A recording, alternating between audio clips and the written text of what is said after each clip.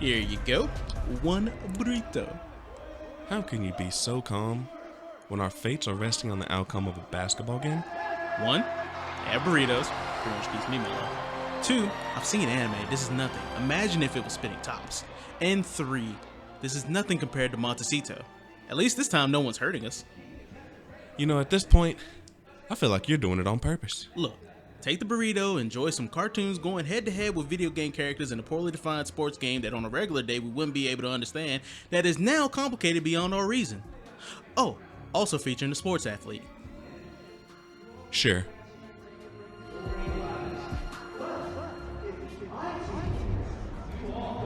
Welcome to the space.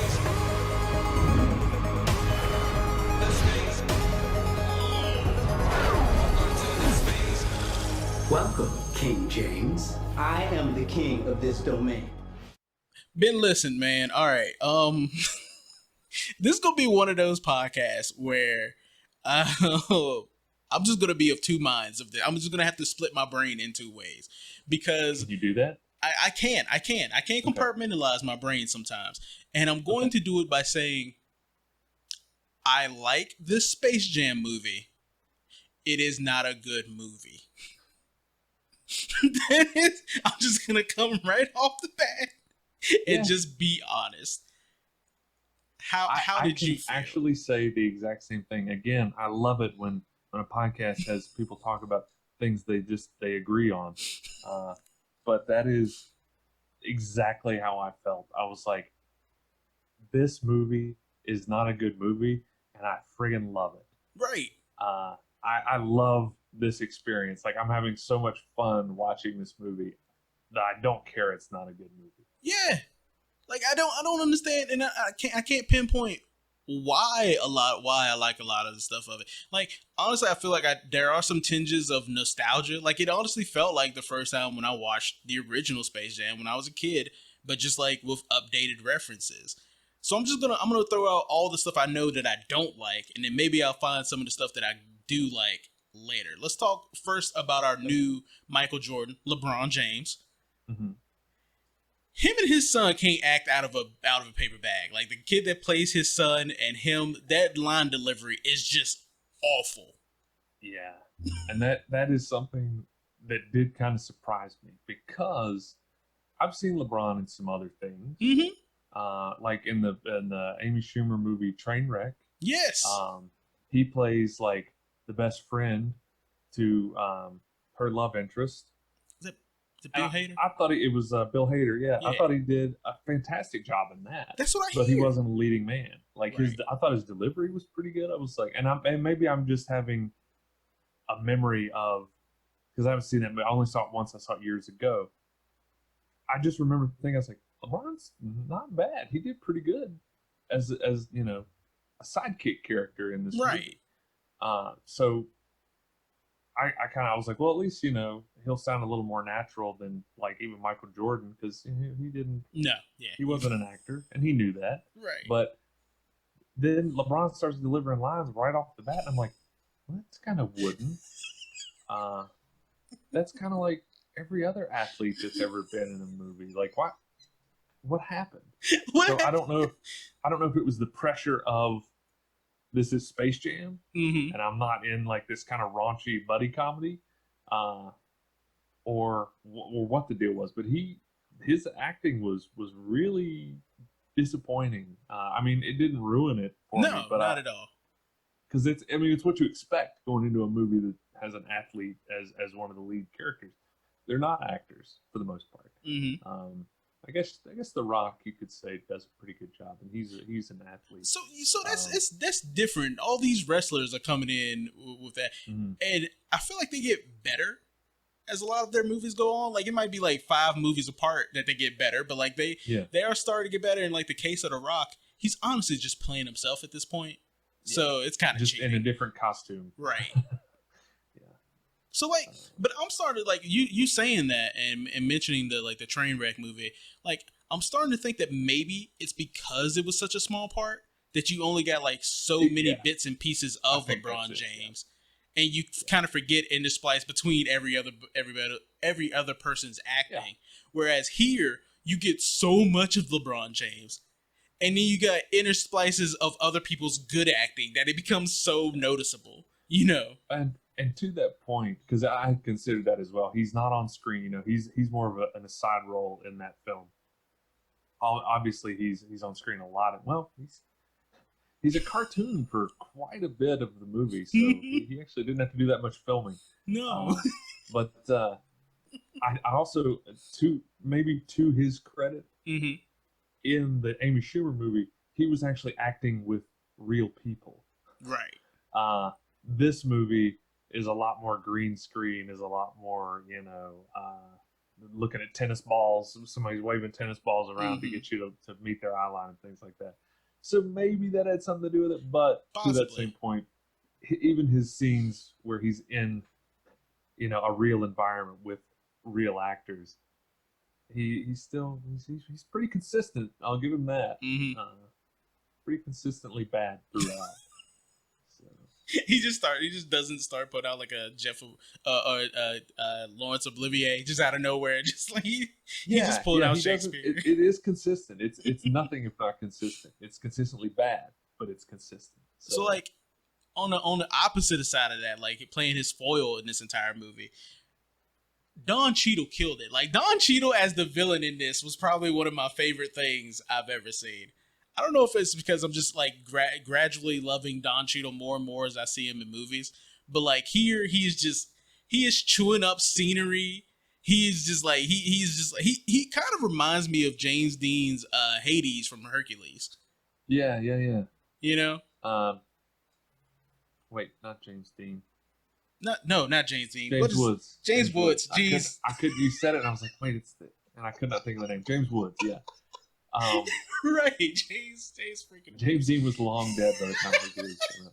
You ain't seen that James Dean cut of Hercules? I did not see that one. Release the Dean cut. Release the Dean cut. But yeah, I will agree. I at the beginning I kind of wondered. I was like, I wonder why Don Cheadle wanted to do this. Actually, I wondered that about several of the actors that show up in it. Like Sarah Silverman playing the Warner Brothers executive and stuff. I was like, wonder what. I mean, her career has kind of been start and stop for quite a while. So I don't know if it was out of necessity or she's just like, it's Space Jam, I have to be in Space Jam. And I wondered how many people were in it as a result of it's Space Jam. That's a good question. Yeah, because there's several people. There's even like, and I don't know. I think I didn't think I knew his name, but then it popped in my head. Stephen Yeun from Walking Dead is another Warner Brothers executive, and I was like, what an odd place for him to show up. But I'm like, well, looking at him, he's probably about my age, maybe a little give or take. So it's probably super nostalgic for him to be like, there's a new Space Jam, I have to be in it. And I just wondered if that was the case for a lot of the people that do show up. And I don't know. I mean, maybe they're like, I need to get in movies, and this one hired me, so I'll do this one. Fair enough. Honestly, yeah, I was kind of wondering the same thing because, and with their roles being so small, you know what I mean? Yeah. Like it's like they're in there for like 2 minutes at most, you know, for like this singular scene. So one of the big things that like I felt kind of turned me off on this film is something that like really recognizes the same problem that I had with I don't know if you've seen it, Ready Player One. Yes. Same problem I had there, I have here. It's too much. It's too much, right? Like it's pretty much like a Cameo show with like all of the stuff that's just going on here, and it kind of feels shameless. But at the same time, I kind of understand it because it's Warner Brothers, and you have all of these properties. Like I get it, but it kind of takes away the attention from this amazing thing that we're seeing right here. Like I can't focus on Bugs and Daffy being Bugs and Daffy when I have King Kong in the background. You know, I'm looking at White Walkers for a show I ain't even seen. Like, well, look at those over there. There's a scene literally where Don Cheadle's like screaming at like the team or whatever, and the mask is standing right beside him. Like, I'm looking more at the mask. Yeah. Like, you know what I mean? Like, it's distracting. It was cool at first. Like, I kind of, and again, you know, as we've talked, and I've heard discussed on this illustrious podcast. Hmm.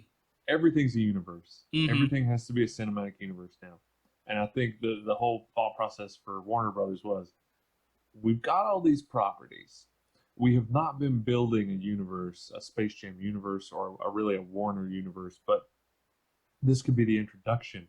And right off the bat, I mean, one of the first things you see is the Warnerverse. Like, Yes. they don't try to disguise it. It's like, this is our cinematic universe of all the properties we own, which is cool because, hey, you can put a lot of big name stuff into one movie and it's not costing you anything extra because it's your property. Right. Cool. You're not paying licensing fees and everything, so you can cram, literally, like they did, every intellectual property that they own as far as cinema and television and all that stuff. Just cram it in there, and it's not going to raise the price of it's not going to up the budget of the movie because it's yours. Right. So, but it's funny. I hadn't really thought about it when you mentioned Ready Player One. Ready Player One's kind of sprinkled throughout, and then there's this big, battle there at the end where it's just too much. Mm-hmm. Same thing here. Yep. Sprinkled in, and they do a little heavier sprinkle than Ready Player One did. Especially when LeBron's falling through and he's passing through all the planets of each property.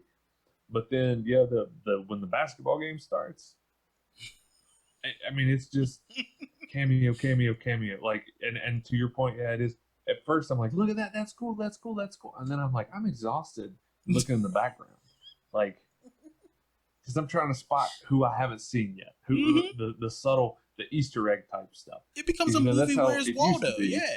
Yeah, that's how it used to be. Like, you'd see, a character walk through the background of like a Pixar movie or something from another movie. You're like, oh my gosh, and it's for like 4 frames, and you have to pause it. And you're like, holy cow, there was this other character. That's so cool. But it just gets exhausting throughout the basketball game because you're like, there's got to be something hidden, and you're looking, and they're not really hiding anything. It's just all in your face. And, God.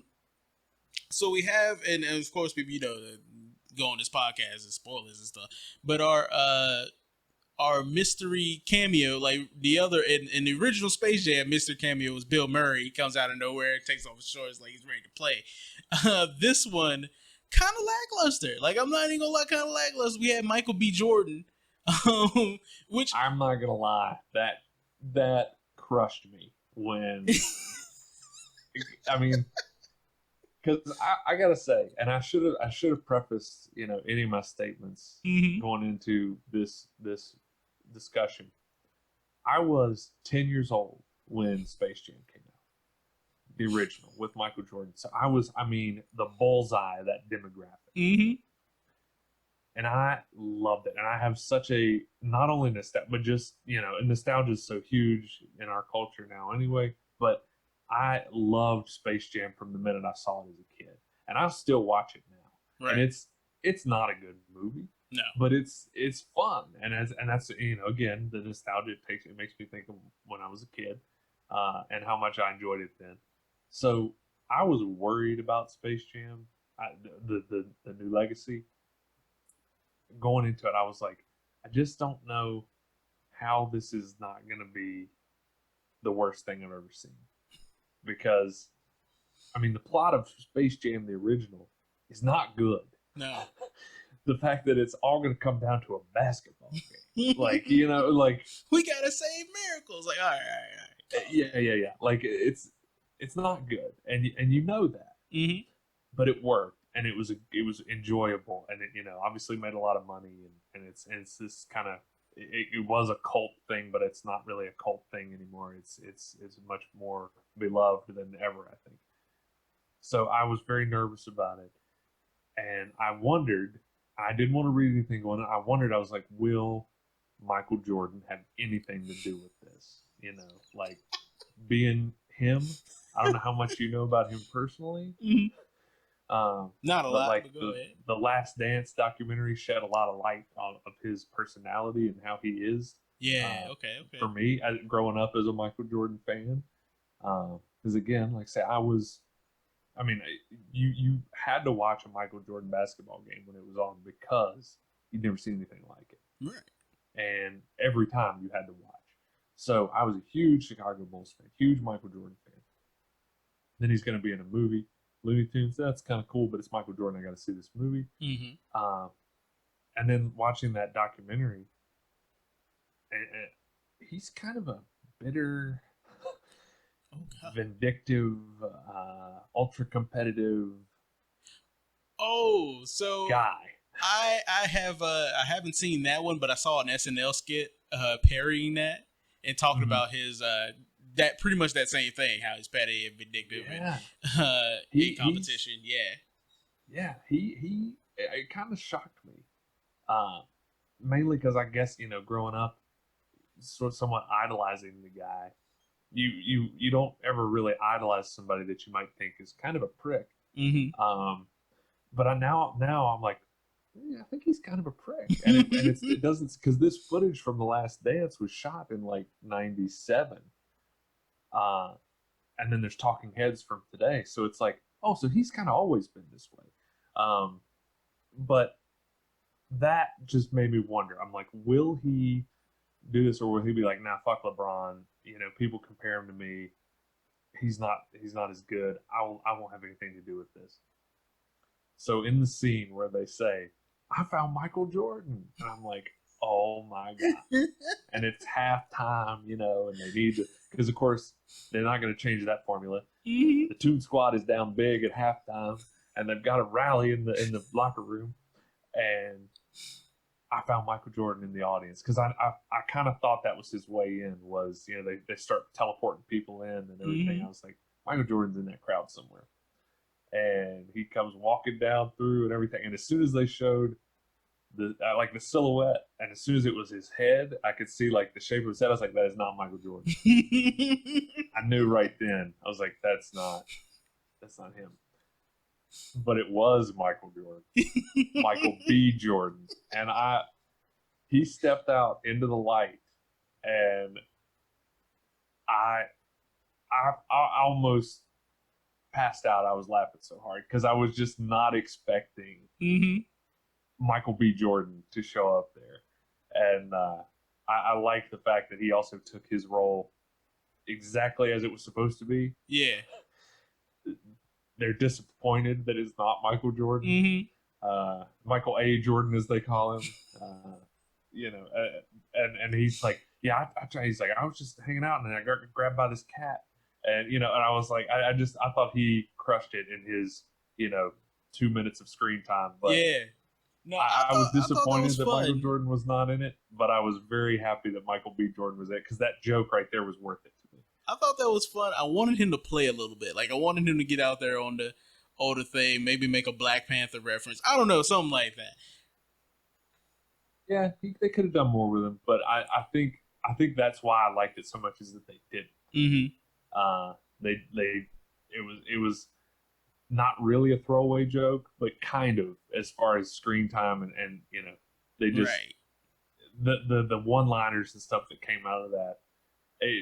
I probably was the most elated during that whole section, however long that was, just because they got me. I knew it wasn't Michael Jordan, but it was Michael Jordan, and that's what threw me, is I didn't expect it to actually be Michael Jordan. They gave you a tiny little bit of hope. I'm glad that worked out for you. I'm glad that worked out on you. That was good. Then it didn't work out, because I spent the rest of the film clinging to hope that he was going to show up. That actual Michael Jordan was going to show up. Even if it was just him watching the game on his iPad or whatever, and he's like, nice game. Like, just something. Mm-hmm. Like, some quick little reference or whatever to Michael Jordan. I just waited. I waited till after the credits. I sat there. I was like, yeah, he's going to show up any second. And he didn't. The little HBO Max logo comes back up. You just like, maybe still. Yeah. Well, I kept thinking, because I was like, oh, it hasn't. And then it went back to the menu, and it was like, how'd you like Space Jam? And I was like, well. And then I waited a few more minutes, because I was like, they're just messing with me. He'll be here. He wouldn't let me down like this. Not little 10-year-old Ben. He wouldn't let me down. He did. He didn't show up. He did. He absolutely would. All right, one of the things I did like better than the old Space Jam. I like the Goo Squad here. I like the Goo Squad a lot better than the Monstars. It made more sense than, like, obviously I like the fact that they had to go around and steal the talent, that kind of montage in the first one. They had to go around and steal all the talent from the real NBA players. But then they weren't necessarily modeled after the players they stole the talent from. Right. I guess you could make the argument that the short guy, the red Monstar, was kind of modeled like Muggsy Bogues because he was so short. Sure. But that was about it. I mean, like they didn't. None of the rest of them felt like cartoon versions of Charles Barkley or Patrick Ewing, or they almost fell over. So this at least made sense, and I kind of liked the whole him scanning stuff into the game. And the taking place in this game that LeBron's son has built. That I felt like, though, because I'm not gonna lie, and this is gonna sound really bad, but I'm not a WNBA person. I don't know any of the WNBA stars, which there are some in this film, right. and I don't know who they are. But like, they felt like during the course of the game, because that's really the only time you see them. The course of the basketball game, they just keep doing the same thing over and over again. Like, I can't remember how many times I guess the snake character grabbed and was like, "Come here, rabbit," and I feel like they said that like 3 or 4 times throughout the course of the game, and it was always they would like kind of constrict around either Bugs or Lola and say, "Come here, rabbit," and I was like, is that all? Did they just get like one line and they just kept looping it? Like, I was like, they're just feeling kind of tired here. But things like the reference to Anthony Davis's unibrow, where he kind of makes fun of himself and everything, that it like I say, it made more sense that they are fictionalized versions of real NBA and WNBA players. Right. They're already a threat because of they're obviously very talented professionals, but then you up the game with the algorithm boosting their stats and pretty they're much giving them powers and stuff. Yeah. So that it made a lot more sense than aliens trying to capture Michael Jordan. It was just like the other one. They were just like buffer and bigger, Here, like with the whole, like you said, with the whole video game thing and them like having to upgrades with like their powers essentially, it kind of made it more exciting to watch than just being a basketball game, Yeah. And it did make more sense where it's like, well, these guys are like upgraded. They're breaking the laws of physics. So it's like, you have to let them be the Looney Tunes because that's also what cartoons do. Like it made a lot more sense when they had to have that like reversal of going back and doing that. It gave us some great scenes. Like one of my favorites is when LeBron tells Taz to like spin the ring around. That was great. And then there's things like the impromptu rap battle that was just here with Porky Pig. Like that was stupid, but honestly I liked it. As soon as I was like, oh, this is what's about to happen, and I was like, I'm not gonna like this, and then I was like, it actually wasn't bad. It wasn't bad. It surprised me that it wasn't bad, because I especially liked that they kind of played Porky's stutter into his rap. And he was like, "Oh, I can't do it," and he's stuttering, and then it's like, and I was like, "Oh, okay." So he's and he's really good, Like that. That worked for it. Yeah. And also we have, and not really a cameo, but like a side character appearance. I don't know who the other announcer was, but I do recognize Little Rel Howard. Yeah. The other announcer is actually a real NBA announcer. That's Ernie Johnson. Okay. He has one of the best voices. So as soon as he dropped in, I was like, oh, cool. Because he's got a great voice. I forget which network he is, but he also does all the announcing on like the NBA 2K games. Okay. So that's why his voice did sound familiar. Voice. Okay. Yeah. And those two as a commentary team, I was like, well, this is good. Yeah. And I kept expecting them to make a reference to King Kong sitting right over their shoulder, because at one point one of them even says, "Yeah, I woke up this morning, and now I'm in a different world than that I didn't even know existed." And I just kept waiting for him to throw. I mean, King Kong sitting here behind me, and but they didn't. But I thought they worked really well in it's fine. their Don kind of Cheadle limited roles. did that. King Kong ain't got nothing Yeah. on me, and then King Kong just like, well, fine. Yeah, they was just kind of pouting over there. Yeah. I did not like. Speaking of that, I don't know why, but I was kind of visually disturbed by really buff Don Cheadle. Oh yeah, really buff Don When Cheadle is really he can hurt you. Bulks up and everything, and becomes a player on the team. I was like, I don't know why it kind of bothers me to look at. Probably Uncanny Valley. Yeah, he looks like Don Cheadle, but he's huge and buff, and I was like, I don't know. It kind of freaks me out a little. Have you ever heard of that? The Uncanny Valley? No. I just agreed to sound smart. It is just like, it's a game. I think it was coined by like video game terms, that as we get more realistic with like video game characters and things, it starts to feel unnerving. Yeah. Yeah. Because it's too realistic. It's not real, but it's almost indistinguishably. Mm-hmm. But yeah, that's probably it. Yeah. I didn't know the term, but yeah, I definitely felt that in different settings before. So yeah. Now I know a term. Hey, there you go. You learn things when you come on this podcast. See, not only is the movie club entertaining, but it's also educational. So yes, let your kids listen to this show. Yeah. But no. So honestly, I'm gonna get into my wrap up here.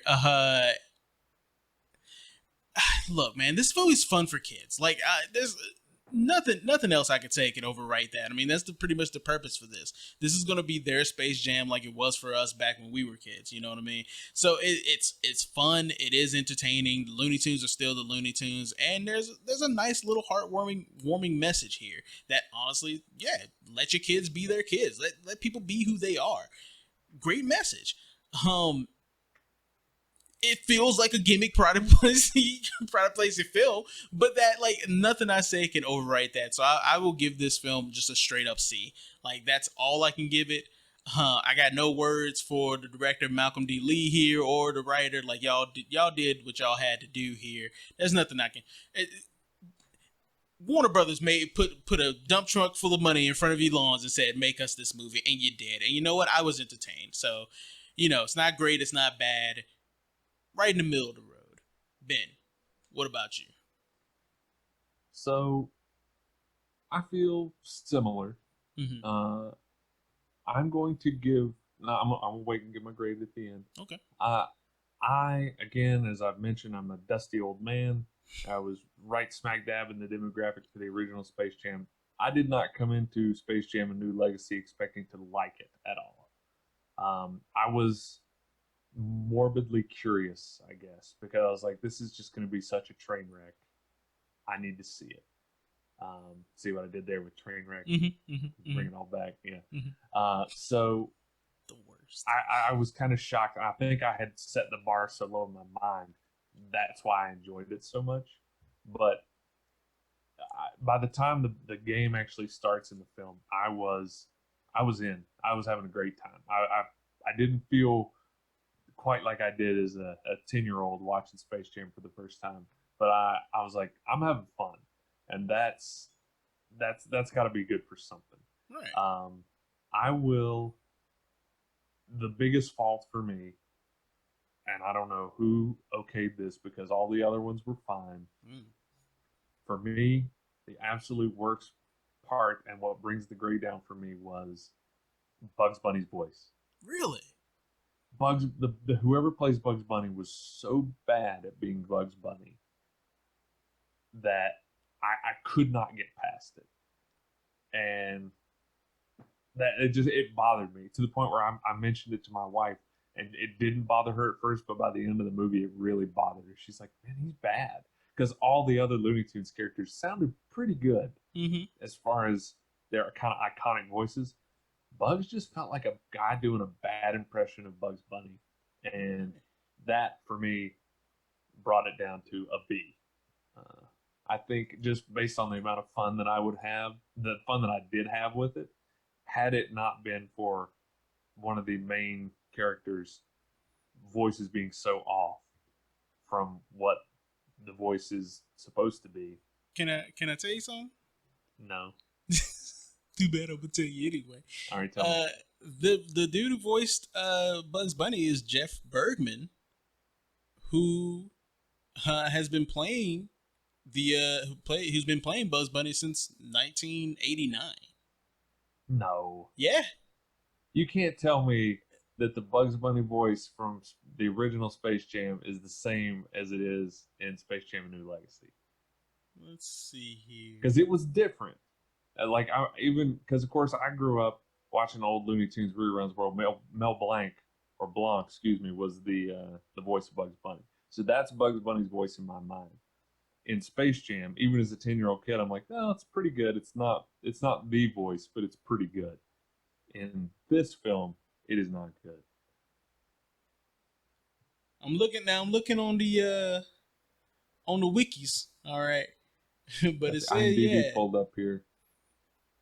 He's the first to replace Mel Blanc as the voice of Bugs Bunny and several other cartoons following Blanc's death in 1989. But I'm not seeing Space Jam on here. Yeah, I don't think it was him. Because it's definitely a different voice. Billy West was Bugs Bunny in the original Space Jam. Which makes sense because Billy West is really good at voices. So there you Which go. is funny, they got him to play him that, but he's like Bugs Bunny everywhere else.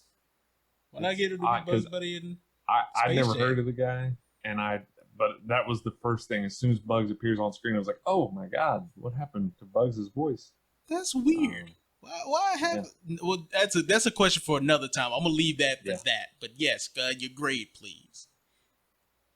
My grade was a B. I'm sorry. I think I threw that in there with the Bugs Bunny. I think I could have given it an A just based on how much fun I had watching it. But the Bugs Bunny thing bothered me throughout, and not the fact that it wasn't a good movie and hollow acting, and that didn't bring it down for me. Bugs Bunny's voice dropped at a letter grade in my book. If you got Looney Tunes, you got to have Bugs Bunny. So that makes, honestly, I can't fault you for that. That makes perfect sense in my mind. Because all the other ones, but like Daffy Duck was pretty good. Porky Pig was pretty good. Like all the other voices were at least in the ballpark of the iconic voices of those characters. Bugs Bunny was in the ballpark didn't even exist. It had been bulldozed, and the town had relocated to the team had relocated to a new city. Okay. Sports. So anyway. Sports. All right, people. You know what we thought? Let's see what you, the people, thought. With a budget of $150 million, this hit a box office of $53.2 million. And on the tomato meter, with a tomato meter of 30%, we have an audience score of 81%.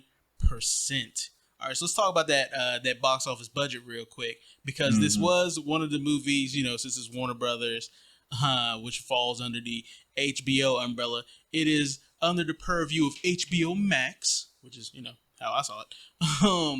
But that also means it has the split release. Now, unlike Disney Plus, HBO Max doesn't have the extra premium price in order to see their movie. So you're pretty much seeing it with your basic subscription price, which some could say will hurt the movie's box office. And I think that's kind of what we're seeing here.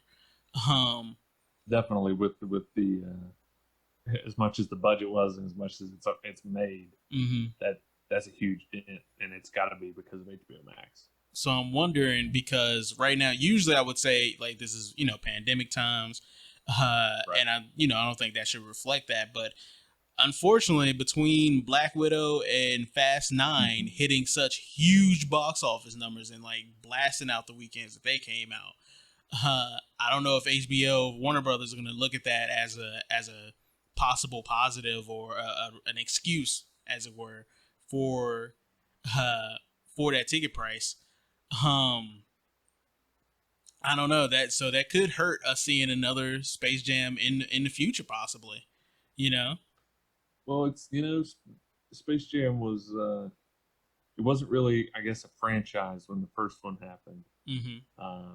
Yeah, I mean, it was successful enough that they wanted to do it, but Michael Jordan didn't want to do it. Right. So I think it's one of those kind of once in a generation type things. So whenever the new superstar of the NBA comes around, Mm-hmm. he'll be playing basketball with the Looney Tunes for some other reason, in another 20, 25 years. So, well, I guess that depends on how long nostalgia sticks around as far as such a big, motivator in our culture, because it's huge right now and has been for quite a while. Mm-hmm. But who knows how long that'll stick around. So maybe by the time there's a new LeBron, if nostalgia is still big enough, there'll be a third Space Jam. But they're gonna want to give people long enough to forget about this one. That's a good point you made, because when Space Jam came around the first time, like, we weren't in the same type of time we were now. Space Jam will come out on VHS afterwards. You know what I mean? And we probably get to see it. We'll probably see it on some reruns of TV in a couple of years later. But you had sparse viewings of Space Jam unless you owned it. Right now, like I said, it's on HBO Max. You can go rewatch this anytime you want to until they decide to take it off of that service. And even then, you could buy it on iTunes or whatever. Like, it's available. It's super available now. And with the way that attention spans are right now, I don't even know. I don't know if people have that same love for this as there are. As we move on to our Rotten Tomato scores, I mean, as we can see, we got a tomato meter of 30, which is understandable. As we said, this isn't a great movie.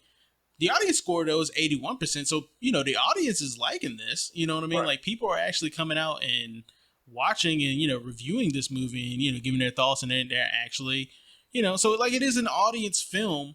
I just don't know if it'll stay in the zeitgeist. Like you said, it might. And maybe if a new NBA superstar, I don't know, I don't follow that stuff.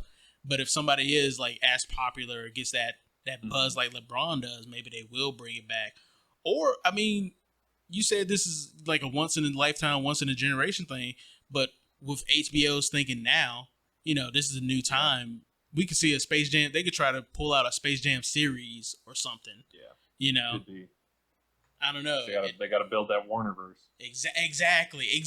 Like you said, like, even them saying that in the movie, it's like, yeah, but y'all are joking, but y'all really want this to be an actual thing. Y'all want this to be a thing. I think it could be like kind of a backdoor way of like, well, now we don't have to do 12 movies to get our universe established. We did it in one. Mm-hmm. So now everything can be shared and we can just jump right into, maybe there'll be a movie called Warnerverse. And I felt gross as you said that. Yeah.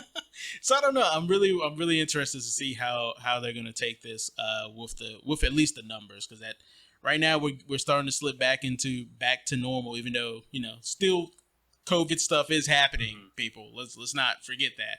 But exactly. As far as the studios are concerned, and we're trying to get back to normal real quick. And hit me with the numbers again. What was the budget versus box office? Budget for this one was $150 million, while the box office was 53.2. Yeah, that's a super flop. When you're about $100 million off your budget,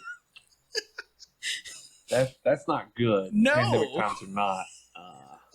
That's not. And who knows? I mean, typically American films just kill it overseas. Mm-hmm. I don't know how this works. I don't know if it's available in other countries. Right. Via HBO. I don't know how that works as far as streaming goes, but yeah, typically even a flop will make its budget back once global box office comes in. But that much of a spread? You got $100 million to make up. Just shy of $100 million to make up. Better hope the Chinese like this. You better hope somebody likes it a lot and pays a lot of money for it, because that's big. Mm-hmm. Big gap. That's a loss. But all right, that's enough of that. R.I.P. Space Jam. Yes. Ben, where can the people find you on the interwebs? I'm everywhere. I'm on all the socials. You got the Facebook, the Instagram, the Twitters. You can find us there at Ride That Donkey Productions or RTD Productions. You can find us on YouTube at RTD Productions. Make sure you like, subscribe, and turn on that little great bell. Okay. And then you can find us if you need some more of my voice in your ears. You can find us on anywhere you get podcasts at Group Chat After Dark. And I think that's about it. All right, people, you know you're going to hear me after this little tete-a-tete between us. So all I'm going to say to y'all is goodbye. Thank you for listening, and we'll be back next time. I need to assemble an elite team to help get my son back. I know what you're looking for. A dream team. Clem, shoot the ball. Let's try that again, shall we? Thank you for listening to another Movie Club podcast, Production 1200's premier podcast. If you have suggestions for movies you want us to see, leave them in the comments below. Check out the short films we have on the page and look forward to what we're making next.